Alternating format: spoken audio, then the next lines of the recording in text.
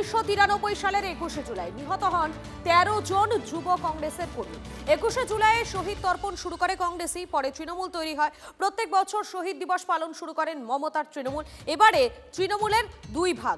UEM Jaipur is a perfect target for prospective students aspiring for good jobs, good education with future-ready skills.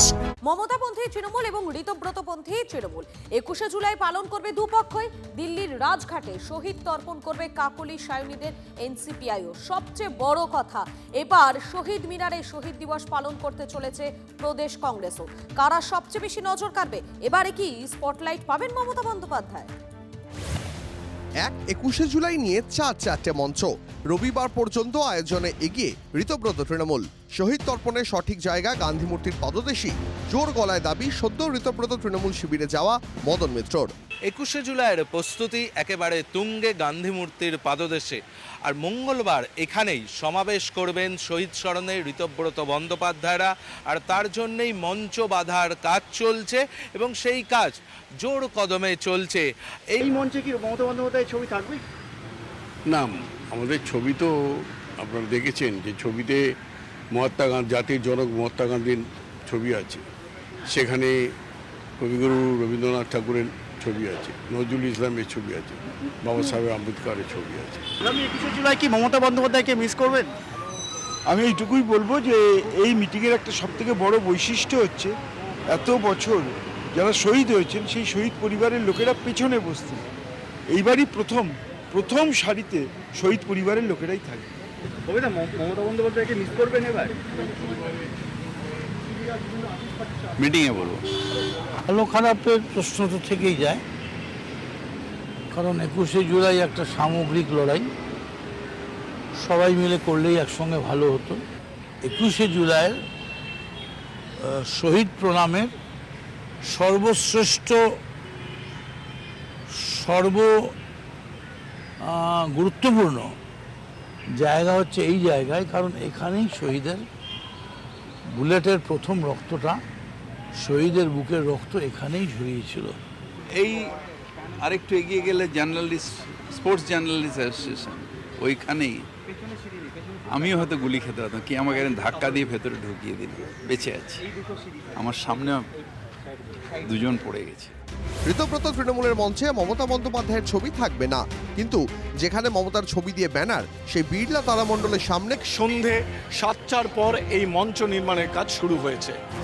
Cathedral রোডে মঞ্চ নির্মাণের কাজ শুরু করলো তৃণমূল কংগ্রেস কালীঘাট শিবির। বেঠিক জায়গা বলেই দিচ্ছেন মদন। আপনি কি মনে করছেন মমতা বন্দ্যোপাধ্যায় তারামণ্ডলের পাশে যে জায়গাটা? না, ওটা তো বেঠিক জায়গা। বেঠিক জায়গা? ওটা বাচ্চাদের তারামণ্ডলের জায়গা। ওটা সঠিক জায়গা নয় তো? একদমই নয়, তার কারণ ওখানে তো গুলি চলেনি। দিল্লিতে 21শে জুলাইয়ের আয়োজন এনসিপিআই এরও। রাজঘাটে শহীদ তর্পণ করতে চলেছেন কাকলি ঘোষ দস্তিদাররা। প্রত্যেক বছর শহীদ দিবসটা পালন করতে এবং সেই সেন্টিমেন্টটা আমাদের আছে, আমাদের কর্মীদেরও আছে, আমাদের সঙ্গে অনেক কর্মীরাও এসেছেন। সুতরাং আমরা কিন্তু এই শহীদ দিবসটা 21শে জুলাই, যেহেতু এখানে বাদল অধিবেশন চলবে, আমরা দিল্লিতেই রাজঘাটে গিয়ে স্মৃতি তর্পণ করবো। 4ই মে পর্যন্ত কাকলি ঘোষ দস্তিদার কি করেছেন সেটা আগে ক্লিয়ার করুন না। 40 বছরের ইতিহাস তো পরের কথা। ভারতবর্ষে কেন, পৃথিবীতে কটা ইতিহাস আছে বলুন তো, যে একটা গণহত্যার পর কোনো নেত্রী বা নেতা প্রত্যেক বছর সেই শহীদ তর্পণ করে এসছেন এবং শহীদ পরিবারগুলির পাশে এইভাবে দাঁড়াবার চেষ্টা করে গেছেন। এবার শহীদ মিনারের নিচে শহীদ দিবস পালন করবে প্রদেশ কংগ্রেস। 2009-এর পর আবার 2026 সাল বিধান ভবনের বাইরে সংগঠিতভাবে শহীদ স্মরণ করতে চলেছে প্রদেশ কংগ্রেস নেতৃত্ব, আর তারই প্রস্তুতি চলছে শহীদ মিনারে। এতদিন তো তৃণমূল কংগ্রেসের পুলিশ আমাদের রাস্তায় করতে দিত না।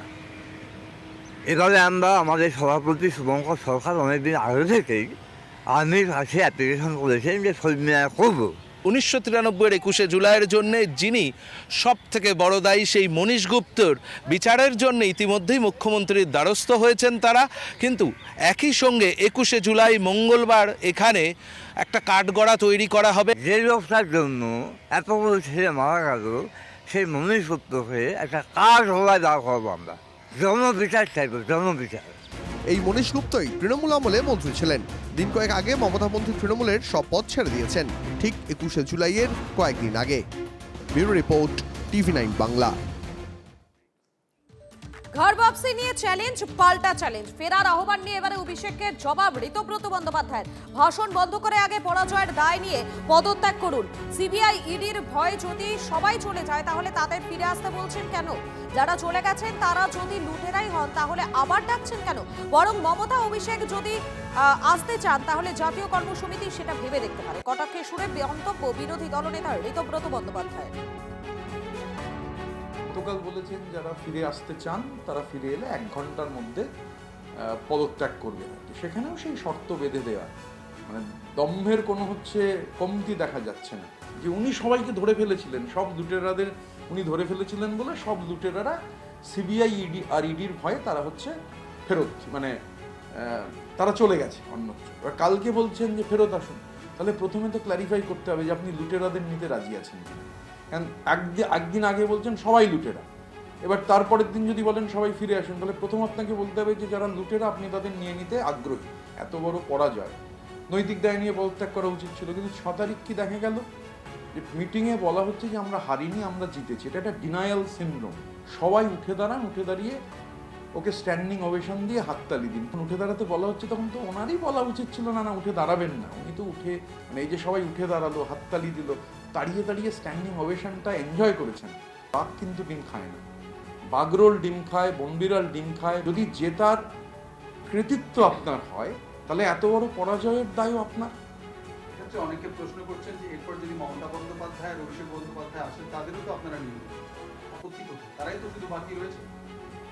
দেখুন, অভিষেক বন্দ্যোপাধ্যায় বা মমতা বন্দ্যোপাধ্যায়, আমি তো স্পেকুলেট করতে পারবো না কালকে কি হবে।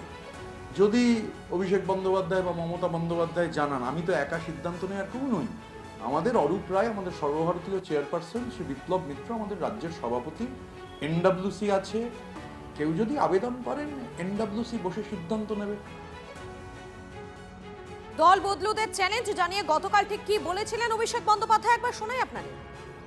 কমন টার্গেট আপনার নাম।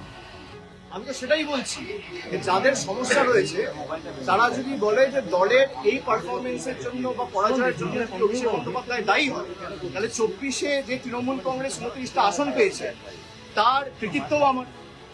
যদি ডিসক্রেডিট আমার হয়, হারে, তাহলে জেতার সময় ক্রেডিটও আমার। আর যাদের আমাকে নিয়ে সমস্যা তাদেরকে অনুরোধ করব যে মানুষ বোকা নয়। আজকে 18 তারিখ, আপনি 19 তারিখ আসুন, 20 তারিখ আসুন, 21 তারিখ আসুন, যবে আসার আসুন, আজকে চলে আসুন। আপনারা ফিরে আসুন, আমি 1 ঘন্টার মধ্যে ইস্তফা দিয়ে দিচ্ছি। কেউ আসবে না। ডিল হচ্ছে ওদিকে যাও, অভিষেক ব্যানার্জিকে গালাগালি দাও, তোমাকে বেঁচে থাক, তোমাকে বাঁচিয়ে রাখবো, ইডিও ধরবে না, সিবিআইও ধরবে না। যাদের বিরুদ্ধে ভুড়ি ভুড়ি অভিযোগ তারা এখন হয় পুলিশের কাছে ধৃত, না হলে পালিশ চাটা ঋতব্রত। এই দুটো ছাড়া আর উপায় নেই। এইসব বিপ্লবীরা তো অর্ধেক কমেন্ট সেকশন বন্ধ করে ফেসবুকে ঢুকছে। নির্লজ্জ বেহায়া এলাকায় ঢুকতে ভয় পায় এরা। ঢুকুক না, আমরা তো রাস্তায় ঘুরে বেড়াচ্ছি। এত বড় বড় লাফালাফি। আর অভিষেক বন্দ্যোপাধ্যায় পরিষ্কার বলেছেন যে আমাকে নিয়ে যদি কারোর আপত্তি থাকে ফিরে আসুন, আমি 1 ঘন্টার মধ্যে ছেড়ে দিচ্ছি। নইলে এটা বিশ্বাস করতে হবে নিজেদের ধান্দায় ওখানে যাচ্ছে আর সাজানো স্ক্রিপ্টে কথা বলছে। বালুরঘাট থানায় যে কেস আছে রিতোকে, এরা তো বলছে, মুখ্যমন্ত্রী তো বলছেন সব রিওপেন করবেন। রিওপেন করুন, বালিশ চাটাটাকে তুলুন, অ্যারেস্ট করুন। আগে নারী নির্যাতন নিয়ে যদি 0 টলারেন্স বলেন, তাহলে ওই বালিশ চাটা কি করে ঘুরে বেড়াচ্ছে, কি করে বালিশ চাটা ঘুরে বেড়াচ্ছে।